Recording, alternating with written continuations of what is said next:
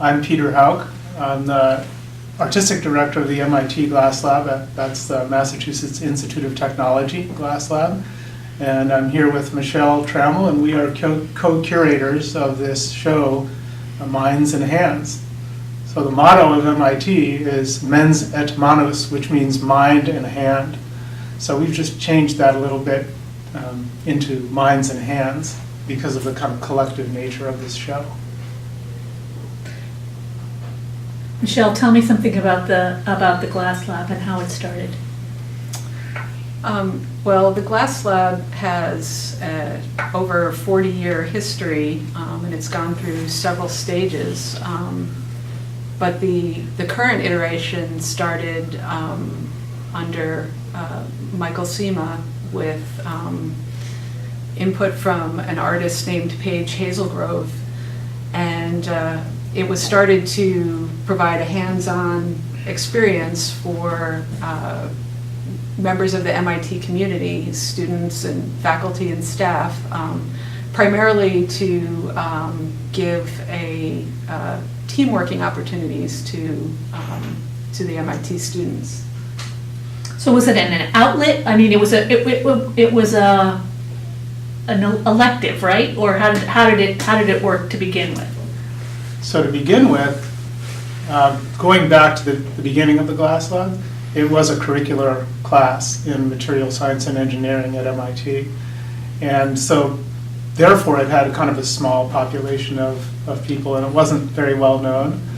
And then when Michael got control of the lab and decided to not only keep the Glass Lab, but to transform it into this dual space where there would be metal forging in one end and glass blowing on the other end, it was really reconceived as another kind of program. And in order to open it up to everyone at the Institute, it was taken out of the curriculum in DMSE, or Material Science and Engineering, and made open to everybody. So at that point, it did become extracurricular as a kind of a technical way of making it available to everybody at the Institute. And that quality of being open to everybody is a really core value of ours, because that's where the kind of cross-pollination begins to happen, is when you get somebody from biological engineering talking to somebody in physics, and a computer scientist walks by, and that's where you start getting ideas that generate things like 3D printed glass and virtual glass modeling, Kane modeling program, and these kind of otherwise, I think, improbable sorts of ideas. So tell me what it is you're trying to do with this exhibit. What is it you're trying to show to people who might not know anything about the MIT Glass Lab?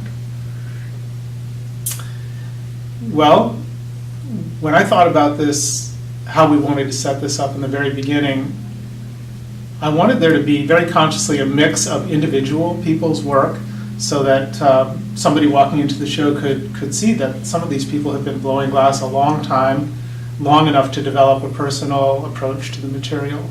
But I also wanted there to be group projects that could only have come together if a group of students with staff and faculty germinated something over a pretty long period of time. So those two things really constitute kind of the breadth of what goes on in the Glass Lab. Michelle, one of the things that I noticed is the diversity of glass that's in here. Can you speak a little bit about how is that reflective of the makeup of your typical class, or is this a particularly well-curated, diverse group?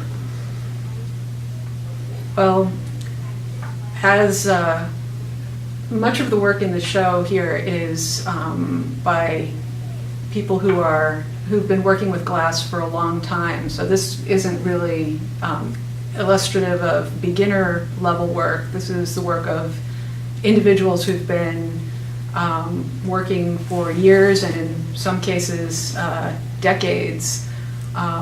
Over time, people have gone to other places such as Pilchuck Glass School or the Corning Museum of Glass to study under outside instructors. We've also brought in working artists and instructors to teach classes in the Glass Lab. And sometimes an idea gets planted and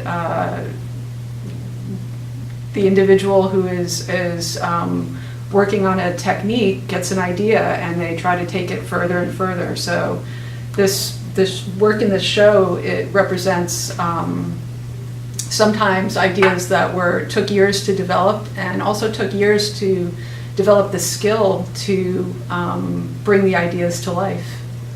So you talked about bringing in artists, like Lena, for example, and tell me about his influence on the Glass Lab. Go ahead. we can each answer that. Okay, that'd be great. I want to see what Michelle says. Okay.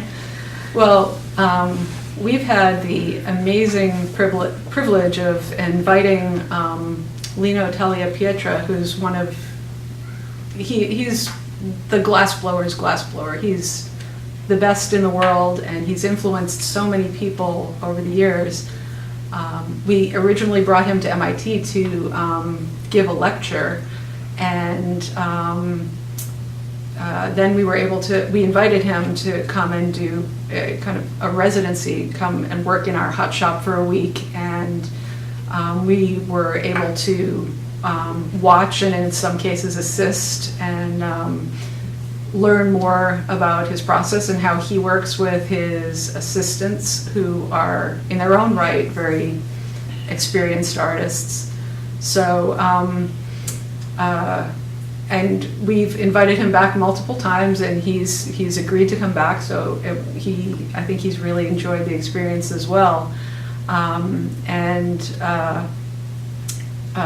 He's from Italy, as you might have guessed from his name, and that style of glass blowing is, I would say, it's the most influential on the American studio glass movement. So when you get to see the best working with the best, doing what they know and love, it's kind of contagious. So the Kane and Marini techniques and the forms that he makes and that Lena makes have captured the imagination of a number of people in the Glass Lab, and we've tried to learn those techniques without, literally trying to make Lena's work. Each of us is trying to make it our own. Yeah, it was an incredible privilege to have him come and work with us. And he just had a birthday. He just turned 84 years old, and we hope he'll be able to come back and work with us again. He's still working in the hot shop. Nice. I don't know. Lena was my teacher in 2000 at Haystack, and that's when I met him.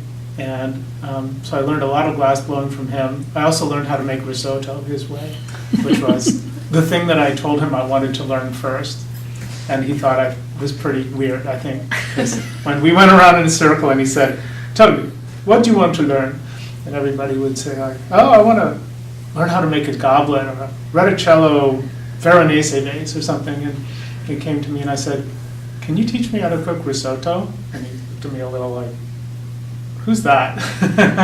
But then about 2 weeks into the class, he came to the back of my bench and tapped on my shoulder and said, "Meet me in the kitchen."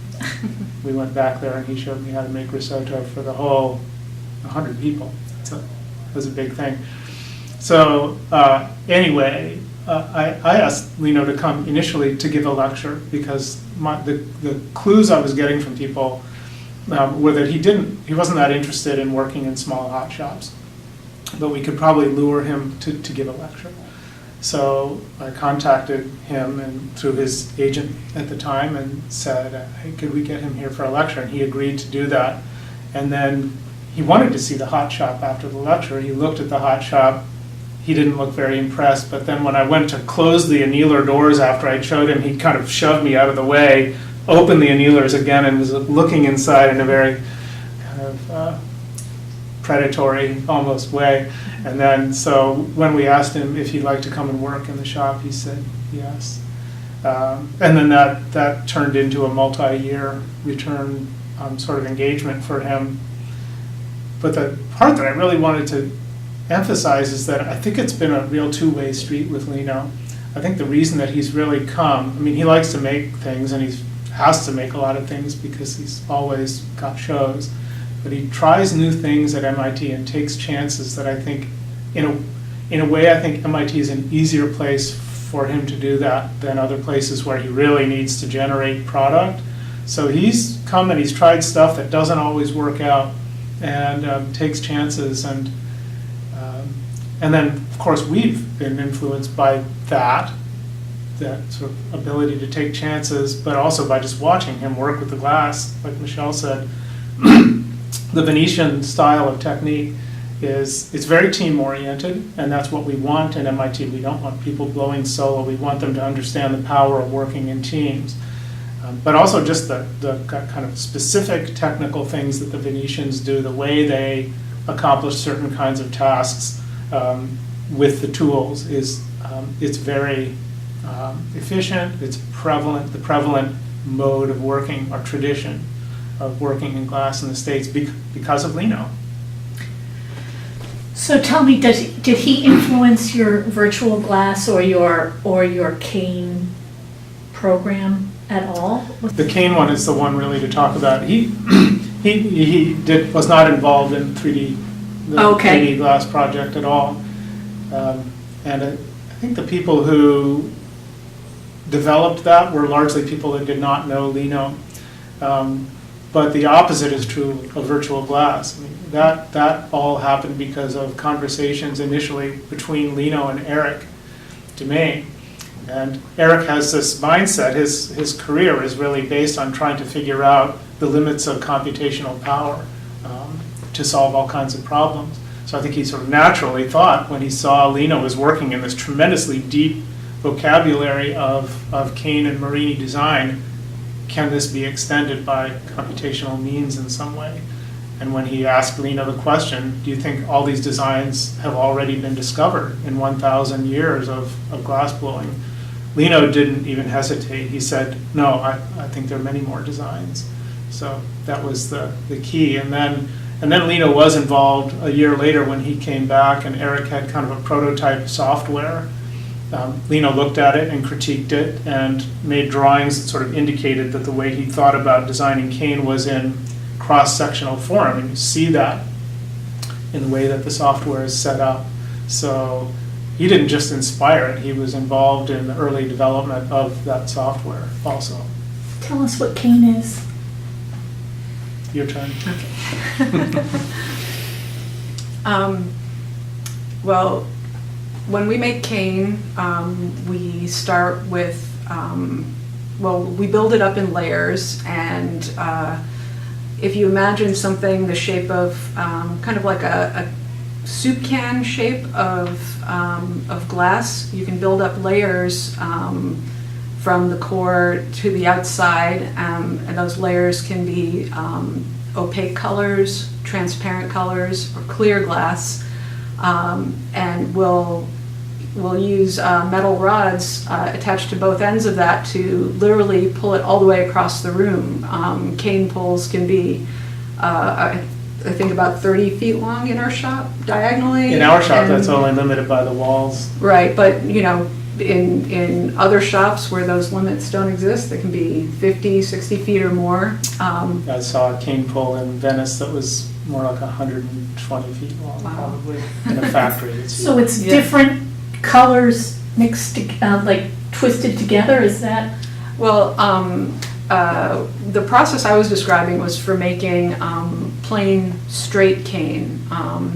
After the cane is pulled and it cools to room temperature, it can get chopped into segments. And those segments can be used directly to make a vessel, or they can be used to make other types of more intricate cane. So if you take those segments and you lay them on a ceramic plate, kind of like my fingers, next to each other, you can heat them up till they tack together, and pick those up on a metal rod, and then put clear on both sides, and then end up with that same cylinder or soup can shape.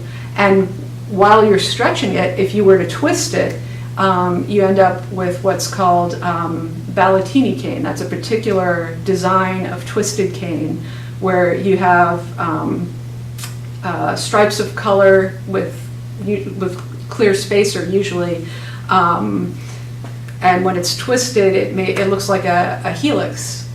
Another pattern would be to take a clear core and put those stripes along the outside, and when you pull and twist that, it makes kind of like a fishnet pattern. And that, some people call that Zanfirico. I think that's an older name for it. And what's the other name? Filigrana. Filigrana. Yeah, Zanfirico is actually the name of a person who kind of brought that cane back from Renaissance times into more modern fashion back in the 19th century. But can I say one more thing about cane? Yes, absolutely. So cane, I'm just sort of stepping back from kind of a materials perspective. Glass likes to behave in certain ways, and it really doesn't like to behave in other ways. And one of the kind of almost free lunch things you get out of glass is the ability to draw glass, because it has this long transition through its phase from being a solid to being a liquid. So if you take glass out of the furnace when it's too liquid to have any kind of a structure, but before it becomes solid, and you freeze the outside a little bit just by rolling it on the marver so that it's got a little bit of structure, you have enough internal heat to be able to pull the glass for quite a while. So glass drawing is something that has been used in a lot of different manufacturing processes. Pulling cane is kind of the major hand process, but then sheet glass, early sheet glass was made by drawing processes where it would be, a thin strip of glass would be grabbed in a molten state and pulled, and it would chill and follow that shape, and because of the plasticity of the glass and the surface tension of the glass. So glass has these qualities that it really wants to be drawn. So pulling cane is this thing that it's relatively easy to do, that glass wants to do. And then it's a question of layers of color, and Michelle was describing how you have these kind of rods of color as a result of pulling glass out into this long cylindrical section shape, and then you can cut that up into pieces at whatever length you want. And if you cut them long, like this long, like 6 or 7 inches, and lay them in a row, in a flat row, you can then roll that up into a round sheet once it's fused and hot, and convert that into any one of a number of pieces you'd see in this room. If you cut into wafer sizes and put those down, that's when you're talking about Marini. So instead of looking at the cane from a cross section, or from a 90-degree angle, you're looking at it in cross section. And so then that opens up a whole new universe of designs that you can do, cutting little kind of wafers of cane that are now referred to as Marini. So talking about glass being stretched, that sort of segues us into relatively recent, last couple of years, the 3D glass printer came into being. And we have some examples here at the museum in this exhibit. Can you tell us a little bit about that and what the thought process was and how that came about? Yeah, so this started because a certain student we had, Michael Stern, had a mix of abilities and talents. So he came into our class as a freshman. We were lucky. We got him from the first semester we could get him. And after about 4 years of learning to blow glass and getting familiar with the tactile capabilities of glass, Michael, who is also a mechanical engineer and specializing in additive manufacturing technologies, that is 3D printing, came to me and a couple other people in the glass lab and said, I have this idea for a 3D glass printer. And our response was, well, that's already out there. It's powdered glass, and you print the powders, and then you fuse the powders together. And he said, no, hot glass, like right out of the furnace, hot glass. And then we were like, what? You're crazy. But there's no reason why that can't happen, because, I mean, we have a furnace, the materials are there, the materials exist, the CAD technology exists to make motors that can do this and write code that can do this. And so Michael assembled a team with some people in the media lab, and they figured it out, and there were some hard barriers to cross because it's a really hot material. It's very subject to instability. So when you try to print glass, glass wants to not cooperate because it's going through bizarre thermal changes very quickly and uneven thermal changes. So they figured it out. They figured out how to build a kiln. It would be printing from one kiln into another kiln with about 1,000 degrees difference in temperature. So 2,000 degrees on top, 1,000 degrees on the bottom. And so that controlled environment helped reduce the instability of the glass, and printing very, very close to a nozzle, having a nozzle at all. There were several things that they figured out that got them from just kind of dripping glass in a chaotic way to something that where you would take a file, input it into the computer, and you get a piece of glass out that looked just like your file. So cool. That's okay. So let's move on to some other interesting and innovative things the Glass Lab has done. One of the things that I find really intriguing is the MIT Glass Band, which is made up of instruments that are almost entirely made out of glass. What was the impetus for that? These very functional but very unique glass instruments. What made you come up with this idea, and how did it happen? Well, that idea for the glass band was sort of similar to the 3D printing idea in a way that there was a student who came up with an idea. And this was Caitlin Becker. When she was an undergrad, also had been blowing glass for a while before she came up with this idea.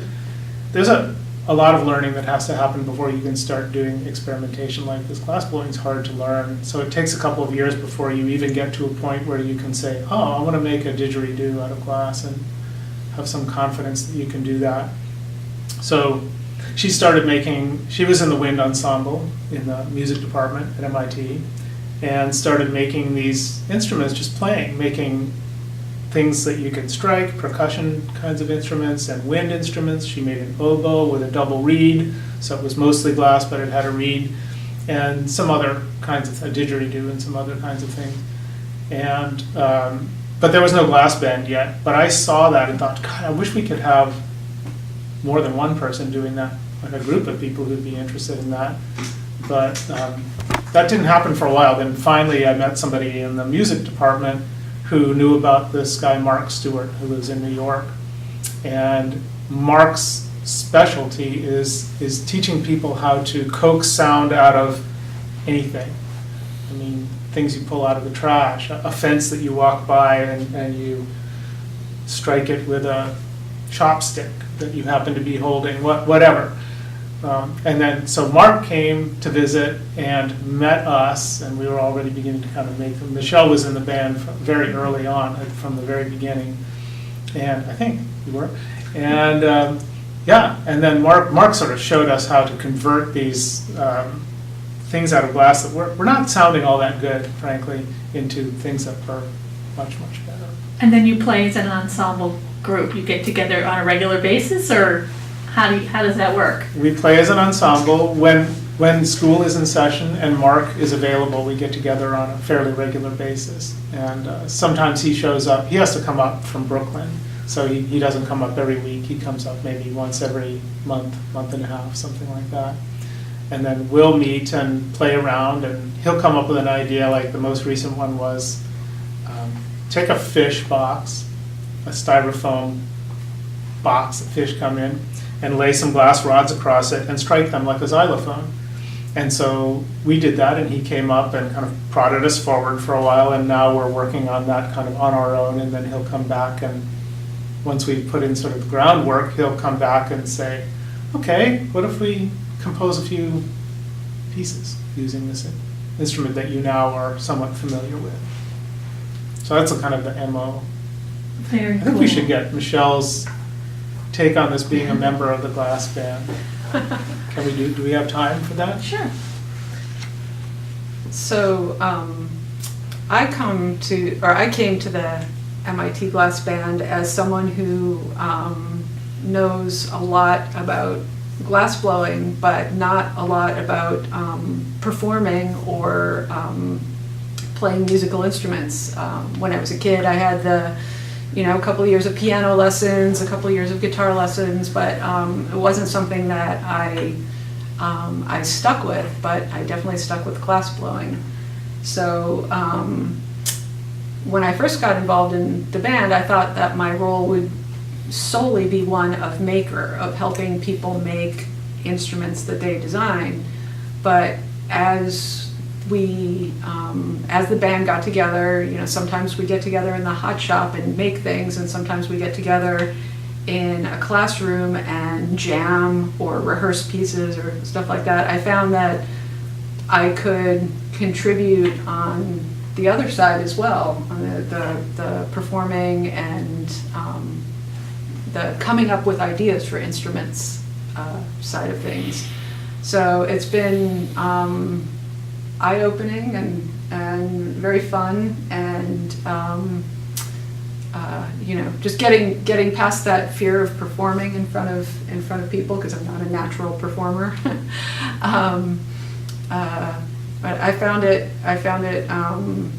liberating, both from the music and performance side of things, but also it's come back and influenced my glass blowing, because when we're making instruments, we're interested in how they sound, but when I make my own work, I was, as I was learning, I was trying to make very controlled forms, very specific forms, maybe practicing the same form over and over again. So the glass band has actually influenced the way I make things, where not everything has to be symmetric, not everything has to be colored. A lot of our musical instruments are clear, and some of those objects are very beautiful and compelling.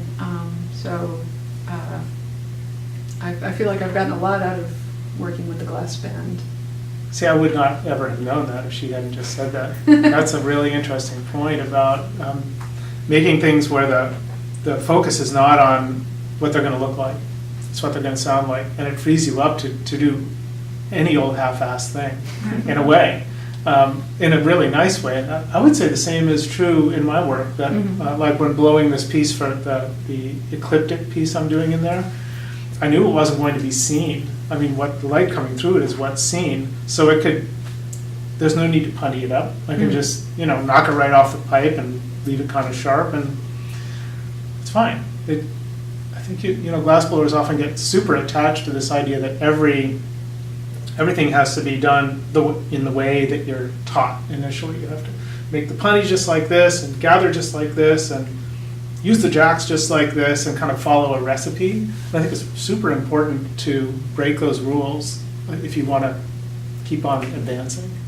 I think that's like all art. You know, it starts out very, very structured, and then as time goes on, people start breaking the rules, and you get something completely different than when you started.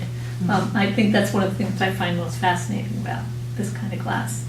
Tell us a little bit about your piece. It's called what's it called? Ecliptic. The ecliptic is the path, I hope I'm right about this, but I think it is the path the sun describes in 1 year of its movement.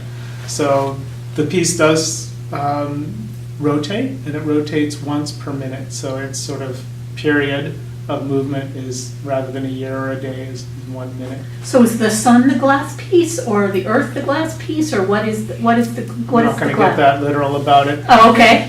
Yeah, but the eclipse, it was based on an idea of an eclipse for sure. So it's a sphere of glass, and nobody's going to really know this unless they go behind it, and they can't because of what Tim did, Right. Which is really great. Two sides of that sphere are obscured by black glass additions, so that twice in the revolution of that piece, the light is almost fully obscured and bends around the black, and then twice it's fully open to the light coming through and projected onto the screen there. And further kind of adding complexity is the fact that it's blown into a what's it called, a ballotone mold. That's what the Italians call it, which I think means essentially a little ball. It's an involute spiral pattern, much like a sunflower, that the glass remembers when you drop a bubble in and then blow it out. The idea is that you would then gather over that, and you would have an array of bubbles, but I didn't gather over it. Instead, I just let it blow out so that it would preserve the thick and the thin. So as light comes through the thick and thin, it bends in different ways, and all these light caustics are generated as a result. So it's roughly about the idea of an eclipse happening again and again and again and again. Cool, so if we just kind of wrap this up, so what do you think is going to be the takeaway when people come through here? Do you have a feeling or a hope of what they think when they go through here? Michelle? I mean, you worked really hard on it. I hope that. You're the one who brought this idea to us. I think you should answer this first. Well, I hope people take away the idea that people at MIT who delve deeply into particular subjects, whether it's biology or mechanical engineering or something like that, they can also have an artistic side, a side that doesn't want to sit and work on a computer all day, wants to work with their hands, actually make things and enjoy that process as well. Those people may have interests in art, music, or many other fields, and the science and engineering and mathematics side can influence the art, and the art can influence the science and mathematics. So I hope people will walk away thinking, wow, I saw some really beautiful things, I saw some thought-provoking things, and I got a glimpse of the past in terms of the heritage of glass art, and I got a glimpse of the future. Nice. Anything to add? Yeah. So I'm just trying to think of something different than that to say. So one thing I really wanted to focus on when we put this show together was that we would have a collection of things that were done individually and things that were done collectively. And that ties very much into the mission of the Glass Lab for me. And I think for Michael Seema as well, would say that we want students and instructors to excel individually, but we really want them to learn how to work together in teams and generate ideas that wouldn't be thought of by one person, or at least realizable by any one person. So I think I would have been less excited about this show if it was just in the individual work, even though there's a lot of extraordinary work here.